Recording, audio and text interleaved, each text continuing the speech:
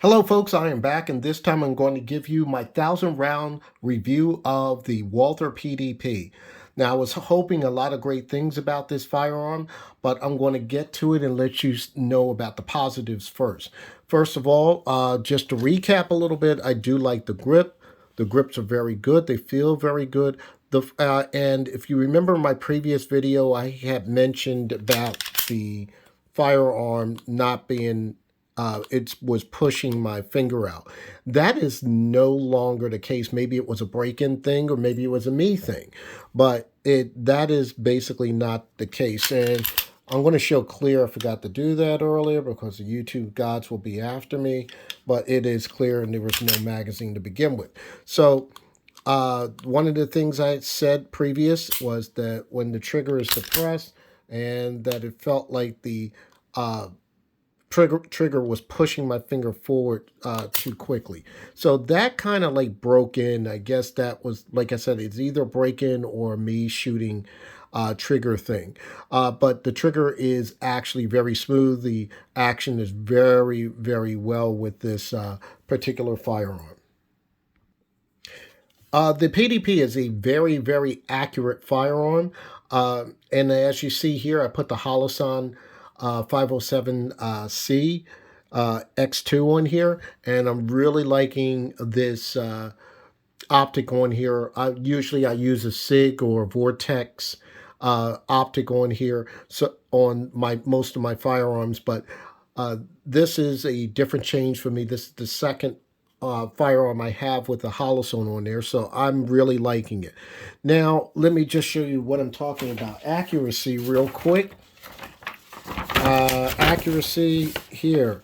This is my first shots, just trying to zero in the Holosun. That's down in this area. Then it's here again right there. And there it is. It's really accurate right there. I'm very happy with that. So it just took a couple adjustments and I was dead on after that. Like I said, I like everything about this, and there's always going to be a but. So let's talk about that. Remember in the beginning, I told you that I had a version that is only 10 round magazine capacity. I only had the 10 round one. This was probably a Jersey firearm. I'm imagining that because they're a 10 round capacity and I live in Pennsylvania. And I decided to purchase the firearm anyway. Shooting these on I would say, the last 200 rounds with this magazine here, sometimes I was able to get lockback or and have that with no issue, and then other times it would not lock back. I rechecked to see if my was gripping the firearm properly, whether it was too high or well. I like a high grip, whether my finger was too high here, maybe, and I readjust changing here. And it happened off and on here and there. So I don't know what that is to deal with that. I just really believe that it might be just something with the magazines at this point. Other than that, these magazines are flawless. These are uh, Walther magazines. And right now, Walther's website, you cannot get the 18 round magazine. So that's what I'm waiting on. And I'm trying to get them. I'm searching on the internet. And I'm also on a waiting list for a couple different websites. Now, and then I told you about the magazine that I found out that Canic magazines do work inside the PDP. And they will work. When my first shots with the magazine in here, it worked flawlessly. I shot all 18 rounds, but afterwards, every time now when I use the Canic magazine, I pull the trigger, the magazine falls out. Pull the trigger, magazine comes out halfway, and it's like pretty much loading a bolt action at this point because now I don't have that luxury of continuous fire. It just keeps falling out. I thought both of these magazines were made by Metgar. I don't know that to be sure. So somebody got to fact check me on that. So looking at both of these magazines, this is the Walther one and this is the Canic one.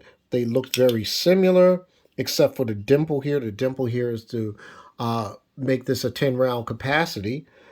And if you look really good, everything looks pretty much the same and pretty much similar. But unfortunately, I'm having that issue with this particular magazine. I fire, it drops out, off halfway falls out. So I tried it just to make sure if it wasn't me or not, or whether it was it's some type of grip issue, whether I'm hitting the magazine release, but it was not the case. It fell out every time, even one-handed. So a friend of mine at a gun store said, "Hey, let's try these Promags." So here's the thing with the Promags. The Promags perform flawlessly feeding, but there was one issue. As you see, the Pro Mag is in there. It's a lot tight in there. And as you see, when you pull the slide back, this is what happens. It will not lock back. Traditional magazines, if you have an empty magazine, you put the magazine in, it locks back. Now I'm going to do it even with the Canic magazine that I had problems with. This is the Canic one. Even with the Canic one, it locks back. And I didn't notice it at first because once I was reloading, the slide was already back. This is the Pro Mag right here. So I placed that in. Next thing you know, I let it forward. As the slide would recycle on the last shot, this is what happened. This is what would happen on the last shot. Other than that, this works flawless with no issues, no feed problems or anything. It just won't lock back. This is the Canic box right here, the TP9 series for the Canic magazine, which is, let me pull the right one up, which is this one. And this is the Pro Mag container, and that's this one right here. Like I said, unfortunately, no lockback, but it does work. I'm in a conundrum of issues with this firearm when it comes to magazines. The magazines I'm having a problem with, and I'm hoping that Walther can at least get their magazines back in stock so I can get a official OEM magazine. I normally don't like to go after market magazines on a new firearm. I like to actually have the actual manufacturer. And unfortunately, in this case, I'm not having a good time with pretty much any of these magazines. Mind you, the Walthers do work. Sometimes they lock back on the last shot, sometimes they don't. Other than that, the shooting experience with this is really good. And I have not shot a firearm back-to-back where I shot 1,000 rounds since my CZP-10F. But with this particular one, I wanted to do the same thing because I was putting it through its paces because I wanted this to be a carry firearm.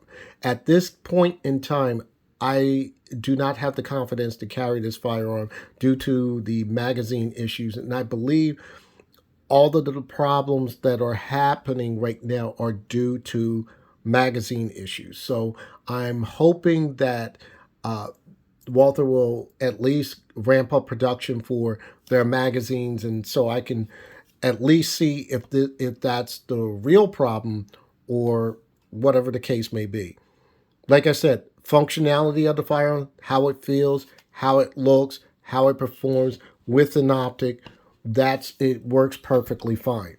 So am I going to make it a positive or negative experience at this time? I'm sorry, I have to say a negative until I get better magazines. I think I want to give it a positive note on this, but really without proper magazines, I can't do that. Like the firearm, no malfunctions, no stovepipes, or catching brass or anything like that. Dead on accurate. So if you know of a place that has Walther Mags, hit me down in the comments. I need official Walther mags that are 18 rounds. And I think the 18 rounders are one of the biggest problems there. Or regular PPQ mags that are 18 rounds. So with that said, happy shooting, stay safe, #2A.